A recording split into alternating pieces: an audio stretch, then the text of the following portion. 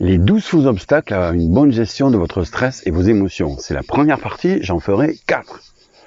Nous avons toutes et tous des mythes personnels élevés au rang de vérité, alors que ce ne sont que des croyances généralisées à partir d'une série de circonstances particulières en notre vie. Peu nombreux sont ceux qui sont capables de prendre leurs certitudes et avec le feu de l'expérimentation et de l'observation, éprouver cette prison de verre que nous nous fabriquons pour nous protéger. Entrer sur le chemin de son émancipation, en particulier celui qui passe par une meilleure gestion de son stress et de ses émotions, commence par une étape décisive, abandonner les illusions. Le chemin sera long, mais magnifique.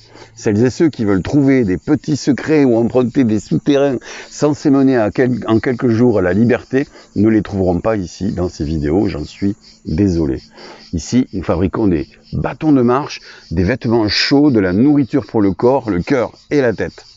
Je suis certain que l'on peut se libérer du stress, réguler ses émotions, car j'ai déjà parcouru ce chemin beau et long par moi-même, et j'ai aidé pendant 15 ans d'autres à en faire de même.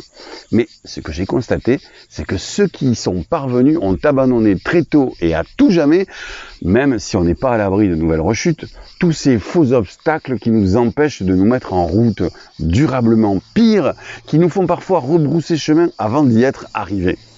J'en ai recensé 12 pour l'instant. Je vais vous dévoiler les 3 premiers dans cette vidéo, les autres suivront dans les vidéos suivantes. Personne ne peut me dire qu'il n'a pas 20 minutes par jour pour s'occuper de lui, personne de bonne foi. Donc, prêtez attention. Faux obstacle numéro 1, je suis trop occupé. Si vous savez à quel point j'ai pu moi-même utiliser ce faux obstacle, jusqu'à ce qu'un jour je trouve une parade pour ne plus l'utiliser contre moi-même.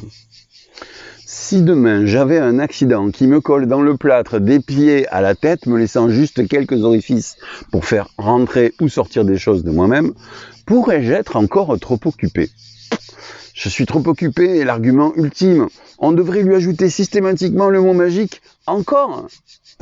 Car ce n'est pas parce que nous sommes trop occupés que nous ne prenons pas de temps pour nous-mêmes, mais parce que nous n'avons pas fait de nous notre priorité que nous nous laissons être trop occupés.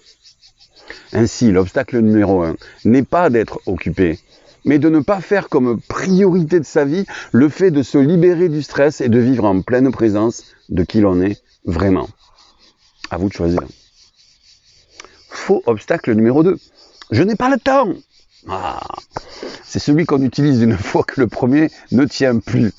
Je n'ai pas le temps. Ok. Bon. Tout le monde dispose de 86 400 secondes par jour. Les riches comme les pauvres, les gentils comme les méchants, les instruits comme les incultes, ceux qui s'occupent de gérer leurs émotions et le stress comme ceux qui s'occupent de toute autre chose. Encore une fois, il s'agit de priorité. Que se passera-t-il dans 10 ans si vous ne vous occupez pas maintenant de ce qui vous pourrit la vie chaque jour depuis sûrement pas mal d'années déjà? Une des caractéristiques des humains, c'est de privilégier le court terme au long terme. Car notre cerveau reptilien, le plus ancien, j'y reviendrai dans d'autres vidéos, est fait pour gérer l'urgence. Donc le vrai obstacle numéro 2 n'est pas de ne pas avoir le temps de gérer son stress et ses émotions, mais d'en faire une priorité que quand nous sommes dans l'urgence et que nous ne pouvons plus rien. Personne de bonne foi ne peut me dire qu'il n'a pas 1200 secondes sur les 86 400 que compte une journée pour s'occuper de se faire du bien à lui-même. Non, pas une personne de bonne foi. Faux obstacle numéro 3, c'est plus fort que moi. Le mythe de la chose en nous qui nous submerge et sur laquelle nous ne pouvons rien. Là aussi, le mot mystère peut nous aider. C'est plus fort que moi, encore.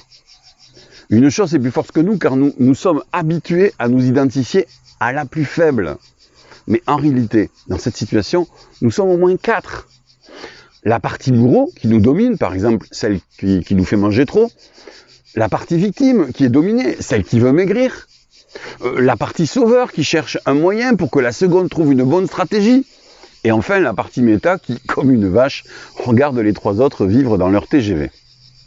Donc le vrai problème, ce n'est pas qu'une partie est plus forte que les autres, mais plutôt de ne pas comprendre quels besoins cherche à satisfaire chacune des 3 parties et ne pas trouver une activité commune qui les satisfait toutes. Et pour prendre ce recul, Faire vivre la quatrième est vitale et il serait bon de prendre du temps pour s'occuper d'elle. Faire de la gestion de votre stress et de vos émotions la chose la plus importante de votre vie pendant 30 jours au moins, c'est ce que je vous propose. Je continuerai dans les prochaines vidéos à vous présenter par groupe de 3 les 12 obstacles pour bien gérer votre stress et réguler vos émotions. À vous de voir quels sont ceux que vous voudrez surmonter en premier. En programmation neurolinguistique, nous disons le changement est proportionnel à l'engagement. Donc, petit engagement, petit changement. Plusieurs petits engagements, plusieurs petits changements. Grand engagement, grand changement. Désolé, encore, il n'y a pas de raccourci ici. Si vous êtes abonné à cette liste, c'est que quelque part vous considérez que la gestion du stress et de vos émotions vous pose un problème encore. Recevoir une vidéo par jour ou un mail par jour semble être pour vous un début de solution. Pour ancrer cela dans vos muscles et pas dans votre mental, il est pour vous temps de prendre un engagement. Vous engagez à passer d'une logique « la gestion de mon stress et de mes émotions est un problème pour moi aujourd'hui » à « la gestion de mon stress et de mes émotions est une solution pour moi aujourd'hui ». Et pour que cela devienne possible dans les 30 jours qui vont suivre, vous avez besoin de consacrer au moins 20 minutes de votre temps par jour à cette transition. 10 minutes le matin et 10 minutes le soir. Si vous ne le pouvez pas, désabonnez-vous à cette chaîne ou à mes lettres, car elles ne vont vous servir à rien et vous allez repartir frustré une fois de plus de ne pas y arriver. Si vous restez abonné à cette chaîne ou à mes lettres, alors engagez-vous à vous occuper de votre stress 20 minutes par jour, 10 minutes le matin et 10 minutes le soir. Pas pour Pierre, Jacques ou Marie, pas pour vos enfants, votre conjoint, votre projet, votre travail, pas pour sauver le monde, les autres ou la nature, pas même pour Dieu si vous en avez un ou plusieurs. Non, vous allez vous faire du bien rien qu'à vous. Vous n'avez pas besoin de regarder toutes mes vidéos ou de lire toutes mes lettres. Consacrez plutôt 10 à 20 minutes dans la journée pour lire celles qui vous parlent ou pour regarder les vidéos qui vous parlent. Tentez de mettre en pratique le jour même ou les jours suivants et le soir tranquillement avant de vous endormir. Faites un point sur vos progrès dans votre joli carnet de vie, en papier, pas numérique. Si vous mettez en application une ou deux lettres ou une ou deux vidéos par semaine, ce sera déjà beaucoup, je vous l'assure. Leur application dans votre vie sera un grand soutien pour que chaque jour, vous puissiez gagner en confiance et réduire votre stress. N'hésitez pas à me poser des questions dans les commentaires ou m'envoyer par mail des questions privées. J'y répondrai avec un immense plaisir. Je suis là pour vous regarder. J'ai rien d'autre à faire. Voilà, c'est fini pour aujourd'hui. Prenez soin de vous.